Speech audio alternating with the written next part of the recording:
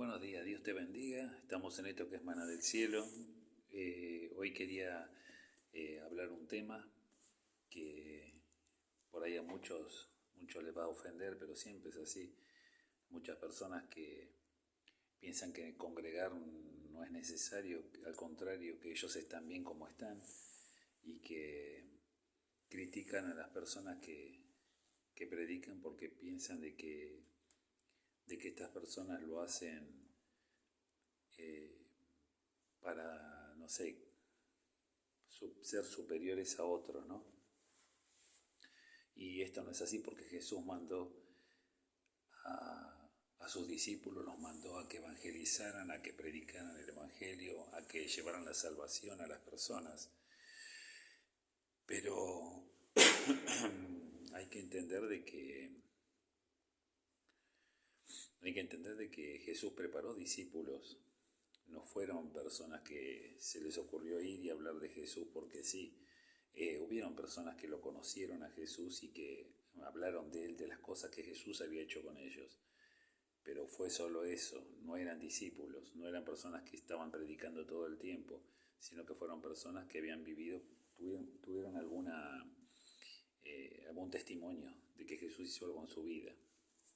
Así como con cualquier persona que va a la iglesia, cualquier congregante que le pidió algo a Dios y Dios se lo cumplió. El caso es que hay una lectura que, bueno, gracias a Dios, le pedí a Dios que me mostrara una lectura para poder interpretar, para poder entender mejor, primero yo, a ver si había algo, ¿no?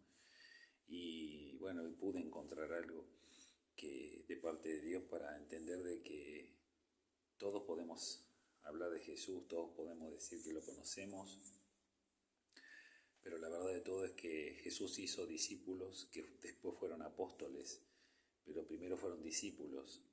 Y la iglesia en ese momento era Jesús con los 12.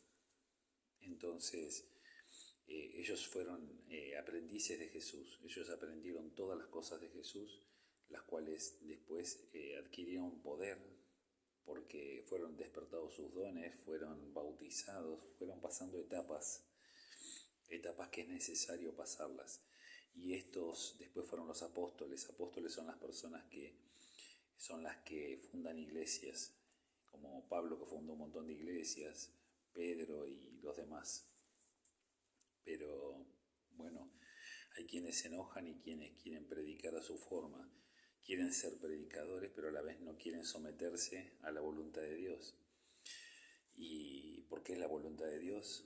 Porque nosotros tenemos que respetar a nuestros pastores, a nuestros diáconos, a la persona que está sobre nosotros, porque es la persona que está orando por nosotros, la que está intercediendo para que a vos te vaya bien. En el Antiguo Testamento hay una parte donde Dios le da autoridad a Moisés, le da autoridad a Aarón, le da autoridad para que los sacerdotes bendijeran al pueblo. Entonces, nadie antiguamente podía acercarse a Dios salvo el elegido de Dios, salvo Moisés o salvo Josué, solamente personas cara a cara que tenían una comunión con Dios, no cualquiera. Hoy en día todos piensan de que todos se acercan a Dios porque cierran los ojos y dicen, Señor, yo te conozco, Señor esto, Señor el otro. Pero Jesús también dice que muchos dirán, Señor, Señor, y Él no los conocerá también. Lo va a decir eso después. Sin embargo, nadie va a conocer, sin santidad nadie va a conocer a Dios. Eso también se sabe, ¿no? Hay que tener una comunión para llegar a Dios. Porque si nosotros salimos de la antigua vida, cuando pecábamos, cuando hacíamos cosas malas, y ahora no queremos someternos a la voluntad de Dios, quiere decir que nosotros estamos en rebeldía. Y Jesús dijo que había que respetar a las autoridades. Dale a César lo de César y a Dios lo de Dios. Porque muchos justifican de que porque somos hijos de Dios no tenemos que pagar impuestos o que tenemos que evadir cosas, y no es así. Al mundo tenemos que responderle de la misma forma que Dios nos mandó, que respetemos a nuestros patrones, porque con el concepto ese, si un patrón, yo antiguamente me enojaba con mis patrones porque, o con cualquier persona del entorno de trabajo me enojaba porque decía, ¿qué derecho tiene a decirme esto? O ¿por qué me dice lo otro? ¿Qué se piensa que es? Ojalá que Dios lo destruya, punto.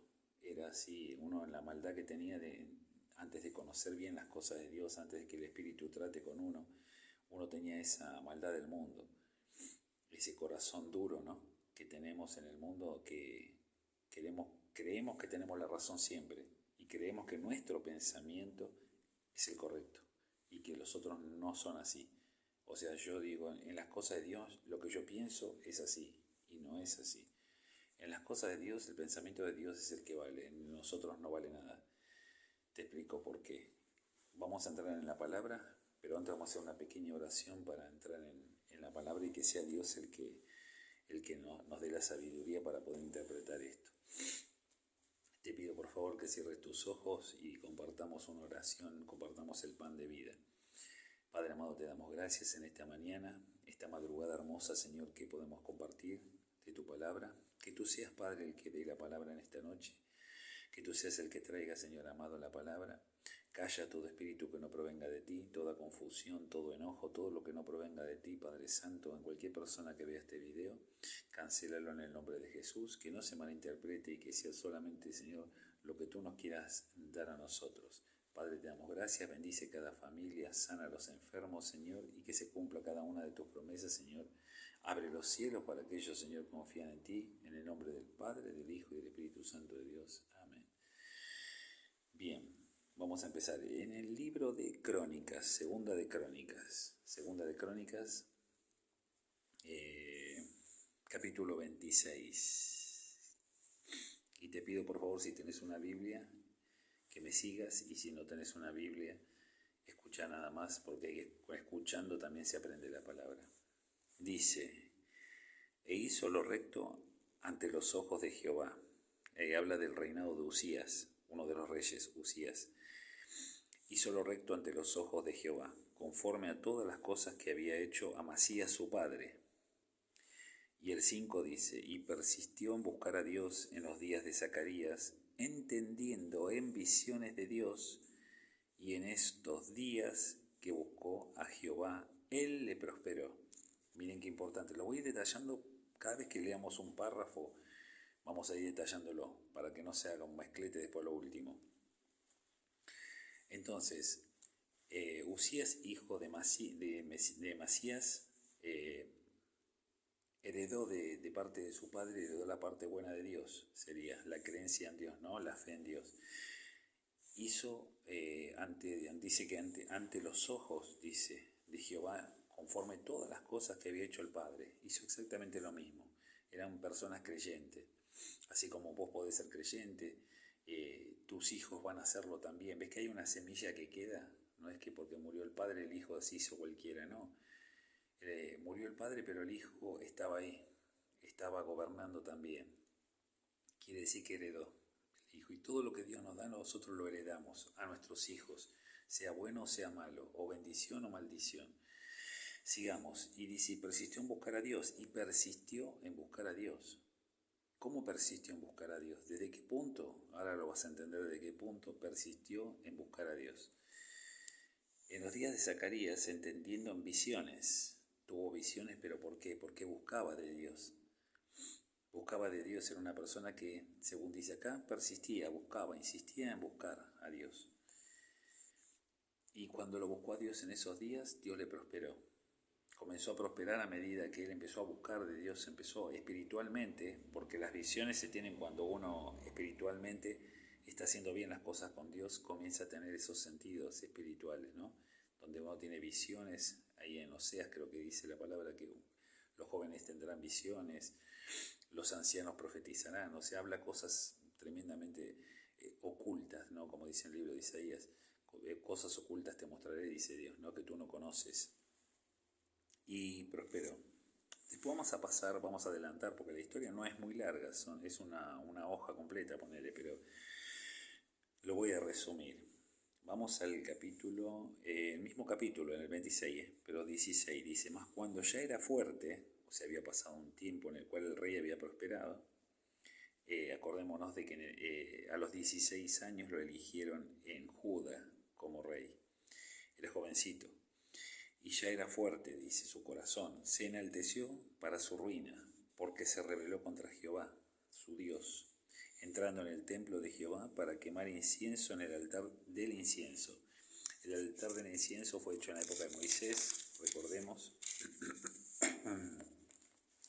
y Dios lo había hecho justamente para dar gracias, más que nada para su presencia.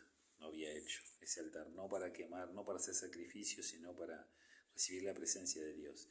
Y acá el hombre tuvo algo en su corazón que quiso hacer que no le correspondía.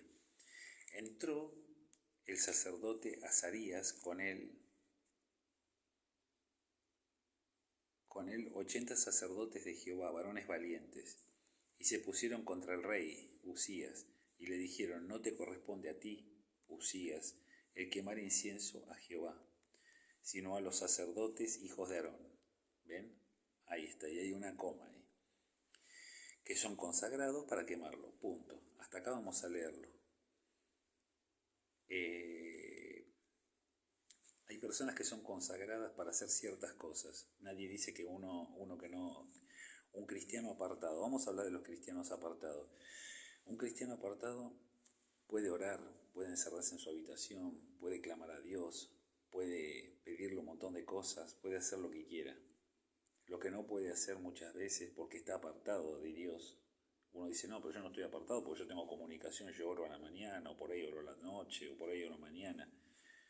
Pero la verdad de todo, mi amigo, es que nosotros, cuando nos apartamos de la iglesia, nosotros nos estamos apartando de la voluntad de Dios. Porque en el Padre Nuestro, ¿qué dice? Padre nuestro que estás en el cielo, santificado sea tu nombre, venga tu reino y hágase tu voluntad. Y el reino de Dios, cuando habla en el Apocalipsis, capítulo 1, 2 y el 3, cuando habla de las iglesias, dice que Dios puso su ángel en cada una de esas iglesias. El ángel de Dios está en la iglesia, es el que te va a prosperar, el que te va a bendecir, el que se va a llevar tus cargas. ¿No te ha pasado que cuando estás en tu casa y muchas veces te sentís agobiado, te sentís hasta acá arriba lleno de problemas, llenos de confusiones? Tu vida que está mal por todos lados, tus hijos vienen pasando aflicciones, un montón de cosas, enfermedades, tu marido viene pasando un montón de situaciones, tu pareja no está bien, tu corazón no está bien, tu interior no está bien, estás apagado, no tenés ganas de vivir, estás en depresión, y así un montón de situaciones más que nos vienen pasando en la vida. Es común esto. Pero fíjate qué particularidad, ¿no? Y esta persona que había estado bien en los ojos de Dios, había hecho la voluntad de Dios al principio, había hecho todo lo que Dios quería, a lo último su corazón cambió. Su corazón tuvo poder. Y quizás te pase esto lo mismo a vos. Quizás anduviste bien en un tiempo con Dios, congregabas, fuiste a la iglesia en un momento cuando vos estabas mal y prometiste cosas a Dios y te rendiste, humildad de corazón, pusiste en ese momento tu corazón delante de Dios y Dios te restauró, cambió tu familia, cambió tus hijos, te dio un hogar, una casa, quizás te multiplicó y te dio un auto, quizás te dio un buen pasar económico, quizás no tenés ninguna necesidad en el mundo, quizás estás pasando el mejor momento de tu vida. Y eso hace que muchas veces la soberbia nazca en nuestro corazón. Dejamos de orar, oramos cuando estamos emocionales, cuando justo se me cruzó, ¡ay, qué linda adoración, la voy a poner! Y ahí empezamos a orar y ahí hacemos todo ese día. El día siguiente tuvo un problema con un vecino, tuvo un problema en la escuela, se cruzó uno y me insultó que iba con el auto, yo me crucé con la bicicleta. Mi vecino de al lado que la verdad no lo aguanto porque empiezan los ataques del enemigo. El enemigo nos conoce bien, sabe cómo somos emocionales los seres humanos, sabe que nosotros para las cosas de Dios cuando estamos en el mundo somos emocionales, sabe que un día nos agarró del corazón acá, tuvimos un día donde quiero orar, quiero darle gracias a Dios. Al otro día estoy en depresión, me tiro en una cama y no me levanto. O comienzo a ver alrededor cómo está mi vida, cómo está mi familia, cómo están mis vecinos, cómo está todo. Hago todo un resumen y me encuentro con que la verdad no sé dónde me quedé. Por eso dice que él acá hizo algo que no tenía que hacer. Y muchas veces los cristianos apartados hacen eso, hacen cosas que no tienen que hacer. Acá los sacerdotes son los que tienen los que tienen que llevar la palabra. Los sacerdotes son los que tienen la autoridad para acercarte a Dios, porque ellos son los que adiestran al pueblo. Ellos te van a enseñar si vos estás casado, si no estás casado, si estás en adulterio. Ellos te van a enseñar a dar el diezmo, a dar la ofrenda. Ellos te van a enseñar cómo llegar a la santidad, porque sin santidad es imposible agradar a Dios también. Te lo agrego eso. ¿Por qué? Porque dice, es imposible, sin fe es imposible agradar a Dios, pero sin santidad nadie verá a Dios, que es lo mismo que decirte eso. Sin santidad nadie verá a Dios, dice la palabra, y eso dice así tal cual te lo estoy diciendo, no lo cambia.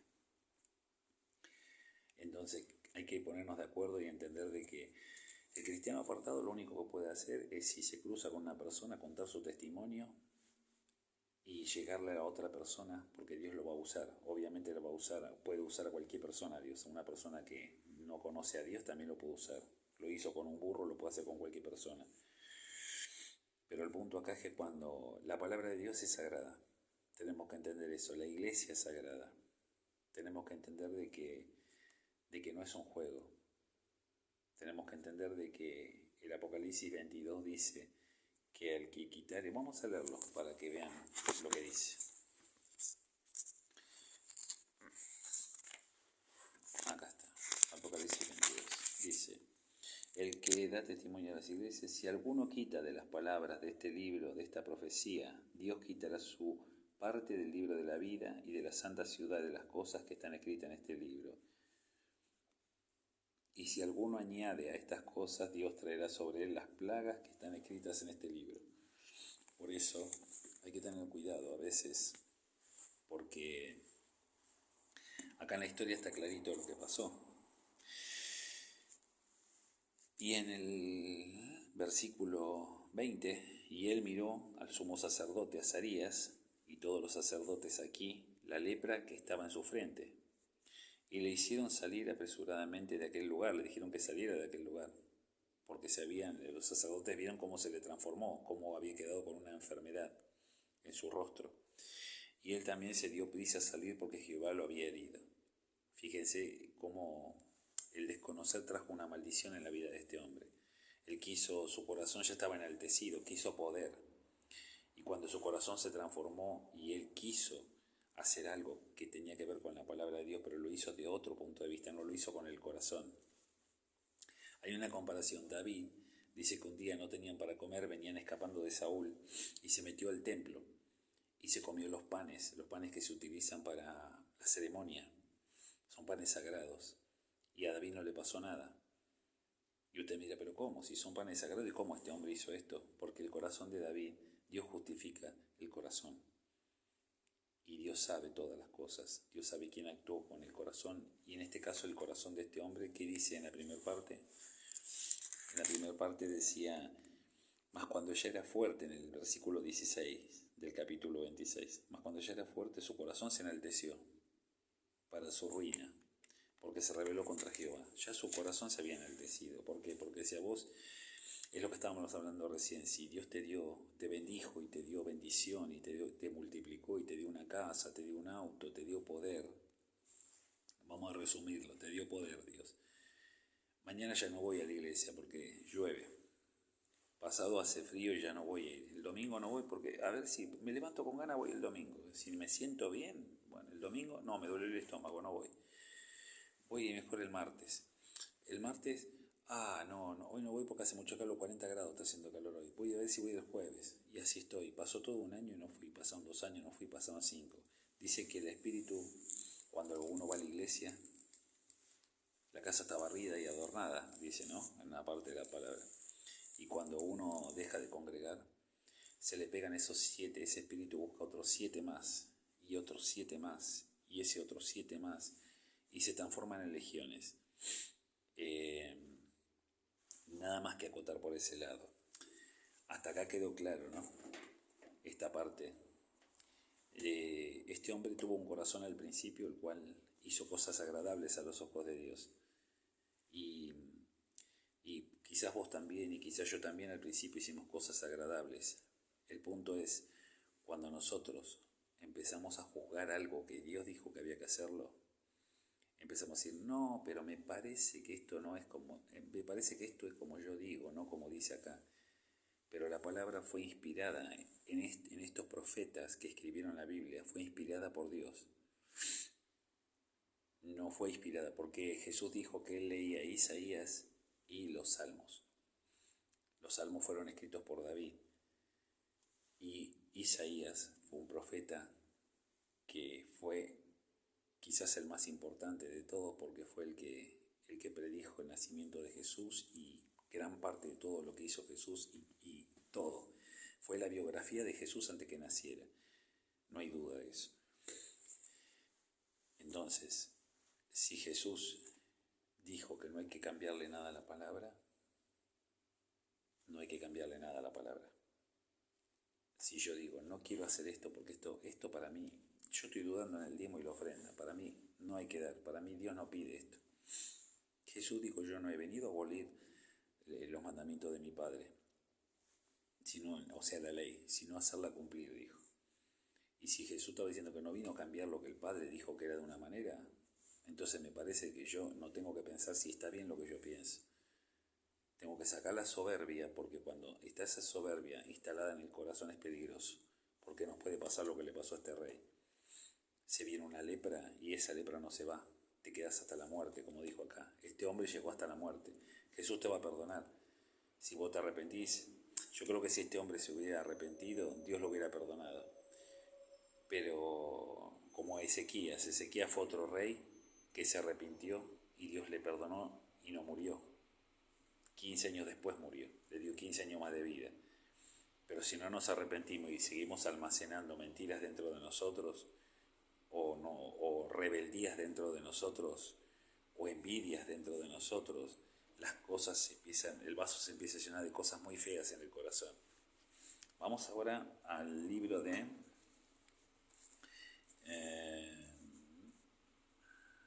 Samuel. Vamos a Samuel 6:6. Segunda de Samuel. Vamos a Segunda de Samuel 6:6. Segunda de Samuel. Acá lo tengo, 6:6. Acá está. Dice, Samuel 6:6. Segunda de Samuel 6:6. Cuando llegaron a la era de Nacón, Usa extendió la mano al arca de Dios y la sostuvo, porque los bueyes tropezaban.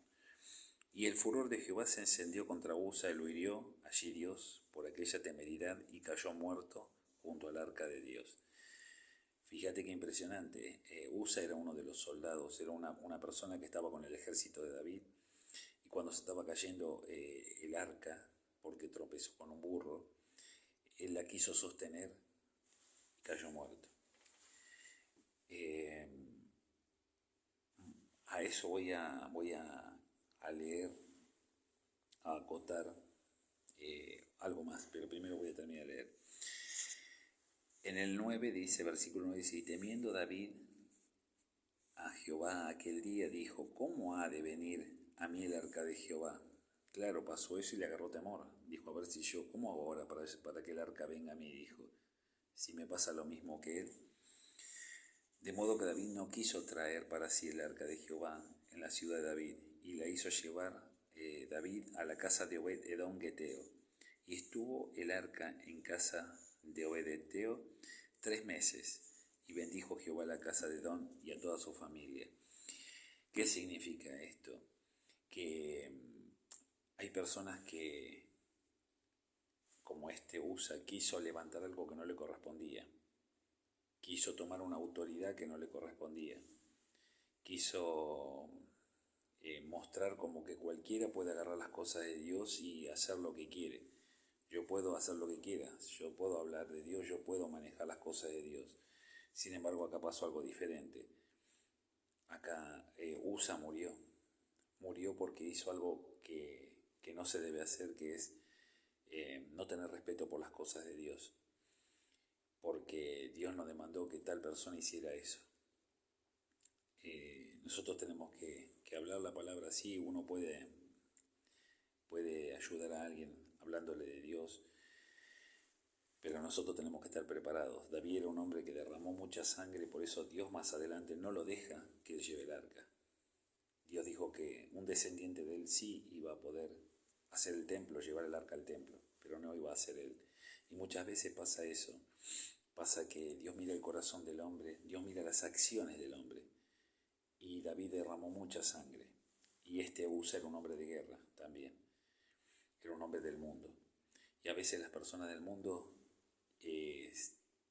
quieren tomar una responsabilidad con las cosas de Dios que no corresponden. ¿Por qué? ¿Por qué no? Porque el enemigo te va a atacar. El enemigo te va a atacar y te puede hasta tocar tu vida, porque estás desprotegido. Porque en ese momento hasta David tuvo temor. No sabía cómo hacer David. Dijo, pero ¿cómo? Si estamos llevando el arca, ¿cómo Dios permitió esto? Dice que David se entristeció por haber herido Jehová a Usa. No entendía nada. David dijo, pero ¿cómo? Sostuvo y murió. Porque no correspondía. No había una autoridad en él en ese momento. Y a veces pasa lo mismo. El cristiano cuando está fuera de las cosas de Dios, está desprotegido. Nos pasan un montón de cosas, nos pueden pasar al enemigo. Dios le da permiso al enemigo para que recapacitemos nosotros. Nadie dice que te vas a morir porque prediques la palabra de Dios. Vos podés ir y hablar de Dios con quien vos quieras. Al contrario, el evangelio tiene que llegar. Lo que está diciendo acá es que cuando uno se pone duro con las cosas de Dios, cuando uno dice, no, yo no tengo que congregar, no, porque la palabra, yo creo que dice esto, yo creo que dice el otro, nos ponemos en profesores científicos, nos ponemos en un punto de vista que no es. Estamos luchando contra la palabra de Dios en definitiva, porque si yo digo que la palabra no dice lo que en realidad dice, lo que estoy haciendo es cambiándole las palabras. ¿Y qué me dice en Apocalipsis 22? Que no le agregue ni le quite. O sea, no la reformes la palabra, porque la palabra ya tiene una esencia, la palabra en su esencia ya está como está. Y vamos a Mateo 8:18.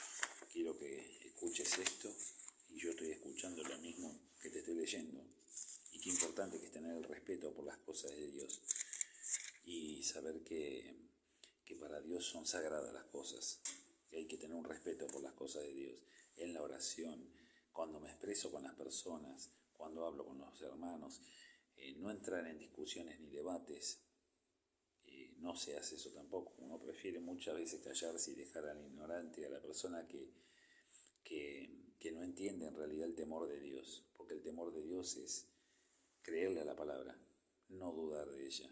Y si la palabra nos dicen los profetas que nosotros tenemos que congregar para recibir la bendición, para que nuestra vida tenga una guía, nosotros lo tenemos que hacer.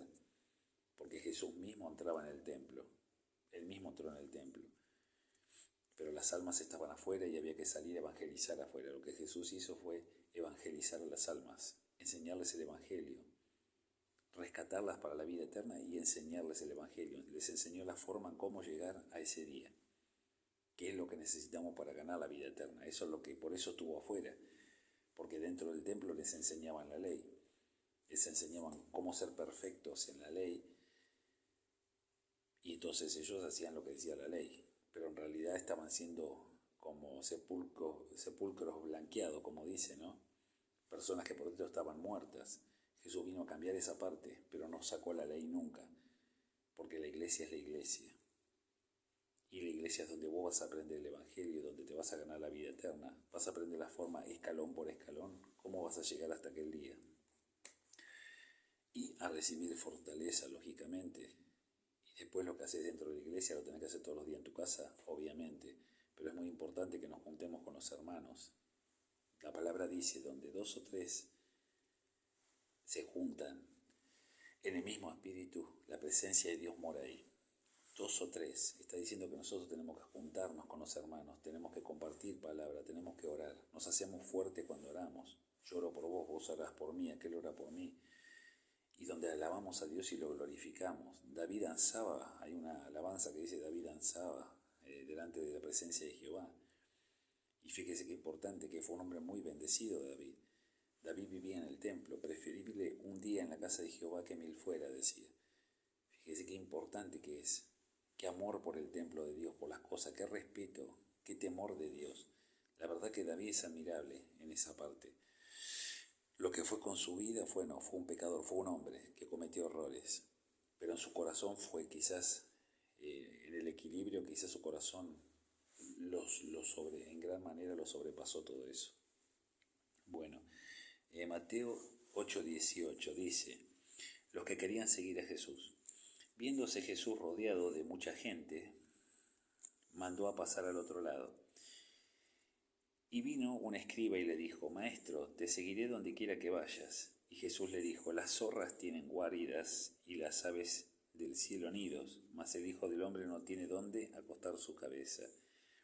Otro de sus discípulos le dijo, Señor, permíteme que vaya primero y entierre a mi Padre. Jesús le dijo, sígueme y deja a los muertos que entierren a sus muertos. Entonces, nosotros le podemos prometer muchas cosas a Jesús. Podemos decirle a Dios que le prometemos un montón de cosas.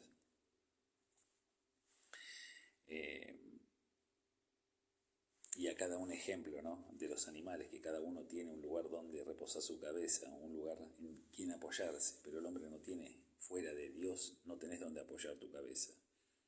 Porque cuando nosotros estamos fuera de la iglesia, estamos fuera del alcance, la cobertura de Dios. Por eso dice, sígueme y deja que los muertos entierren a los muertos. Tenemos que seguir a Dios. ¿Y dónde está Dios? Podemos decir, sí, Dios está en todos lados, Dios está en la iglesia. Más allá de que diga, sí, Dios está en tu corazón, obviamente que Dios está en tu corazón. Pero para que Dios esté en tu corazón, primero tenés que conocerlo a Dios, primero tenés que buscarlo a Dios. Y la forma es esa. Y muchas veces hay personas que no lo quieren buscar a Dios en la iglesia. ¿Por qué? Porque entran a la iglesia y primero buscan esto adentro. Hay una serie de cosas que tengo que tener para que me acepten dentro de la iglesia. Primero, están los hermanos, están las hermanas, que por ahí entran y hay muchas personas que dicen que no se sienten cómodas porque no vienen, no los abrazan, porque ellos quieren que los vengan a buscar, que los orienten, que los lleven a orar con ellos al medio, que tengan una atención seria con ellos. Y muchas veces hay iglesias que no son, ¿cómo te puedo decir?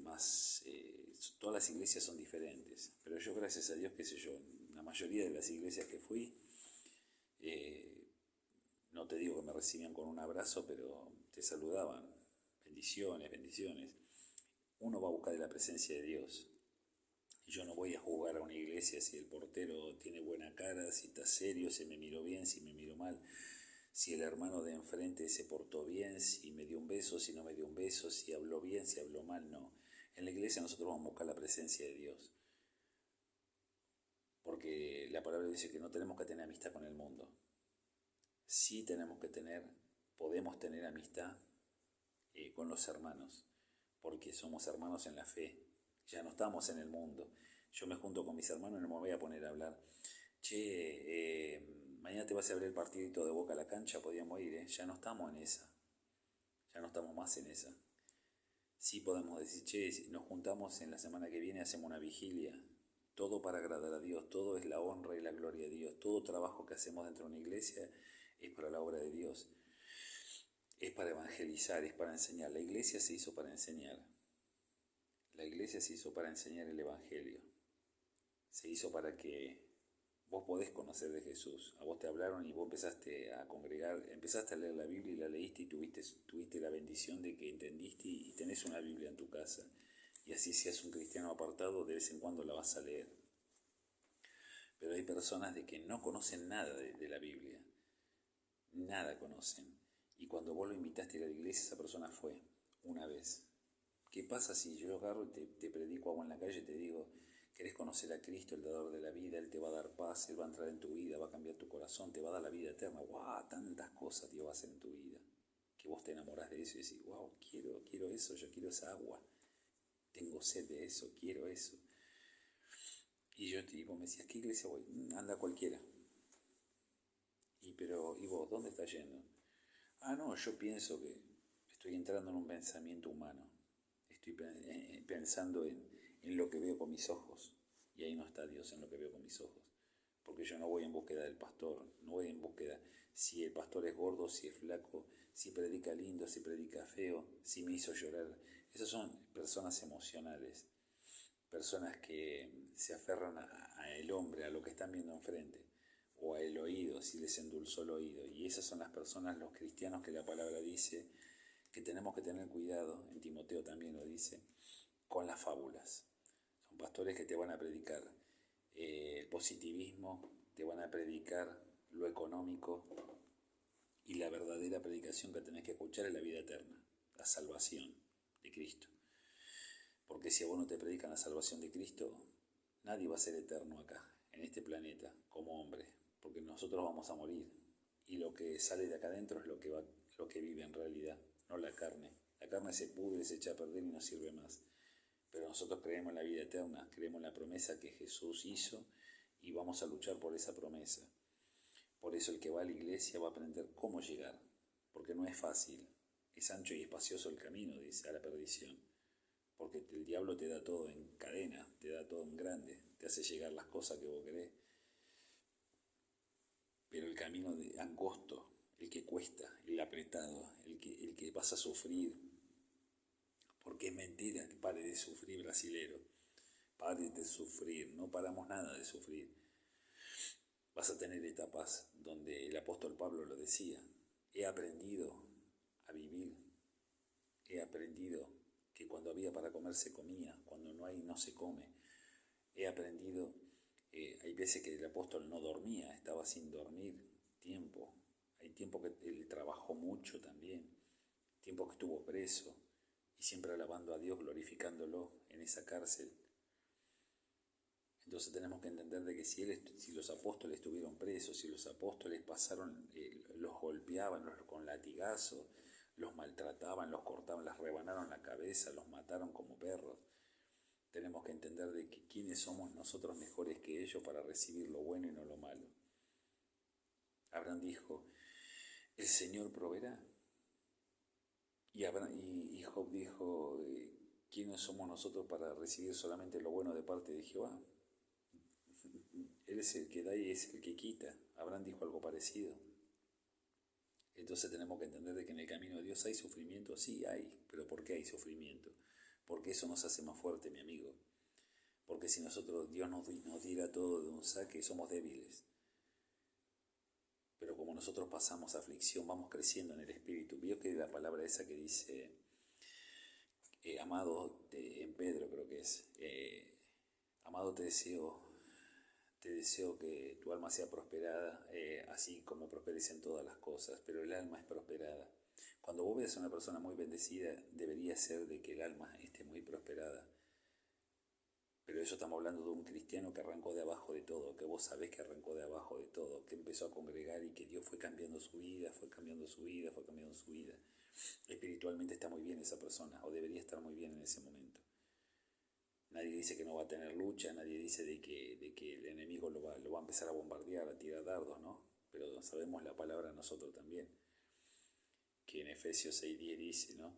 No es lucha contra sangre ni carne, sino contra huestes, potestades de los lados celestes. Entonces tenemos que entender de que en el camino de Dios vamos a pasar un montón de cosas, pero también Dios nos va a prosperar, nos va a bendecir y Dios nos va a ayudar siempre a salir. Dice que somos más que vencedores, Romanos 8:28. Somos más que vencedores, dice su palabra. Porque si yo he vencido, ustedes también vencerán, dice su palabra. ¿Por qué? Porque estamos creyendo en Él. Simplemente por eso. Entonces, la palabra para concluir esto sería, a ti, hermano, hermana, a quien sea, que estás alejado de Dios, que vos pensás que no estás alejado, pero estás alejado de Dios porque no congregás, y pensás de que Dios te va a prosperar y te va a bendecir siendo rebelde, no va a pasar eso. No va a pasar eso. Al contrario, Satanás sabe que estás haciendo mal. Y cuando el enemigo sabe que estás haciendo algo malo, viene por ti. Viene a buscar tu cabeza. A matar, hurtar y destruir viene el enemigo. Así que no es para atemorizarte, sino es para que asientes conciencia, para que te arrepientas y para que busques realmente hacer la voluntad de Dios y no la rebeldía, porque Satanás por rebelde, por vanidoso y por guardar todas sus cosas malas adentro, fue arrojado y Jesús dijo, estábamos con mi Padre y vimos cómo caía como un rayo del cielo hacia la tierra. Así que fíjense cómo salió el enemigo del cielo, cómo fue lanzado ahí. Imagínate nosotros que no somos nada, ¿qué va a quedar de nosotros? ¿Por qué guardar eso adentro? ¿Por qué no querer hacer la voluntad de Dios? Todos somos pecadores, todos cometemos errores. Pero hay personas que se quieren justificar, saben que están en infracción con Dios y en vez de justificarse tienen que buscar la forma de no seguir pecando, sino hacer blanquear las cosas delante de Dios. Pedirle perdón a Dios y decir, Señor, yo ahora voy a blanquear mi situación, mi vida, mi familia. Te vamos a buscar yo en mi casa, como dice la palabra esa. Yo en mi casa serviremos a Jehová, dice esa palabra. Y si dice yo en mi casa, estamos diciendo que si vos como jefe de familia, como jefa de familia, no podés lograr que tu familia llegue a la iglesia, significa que no has aprendido nada. Significa que estás en la ignorancia total y significa de que la perdición está a la puerta. Significa que el arca de Noé, si hoy estuviera el arca de Noé, y vos te quedás con tu familia ahí. Morís en ahogado, morís. Porque Jesús dijo que en este tiempo iba a ser como en los tiempos de Noé. El tiempo de Noé predicó durante 100 años, no lo escuchó nadie. Lo trataron de loco. ¿Entendés? Y habría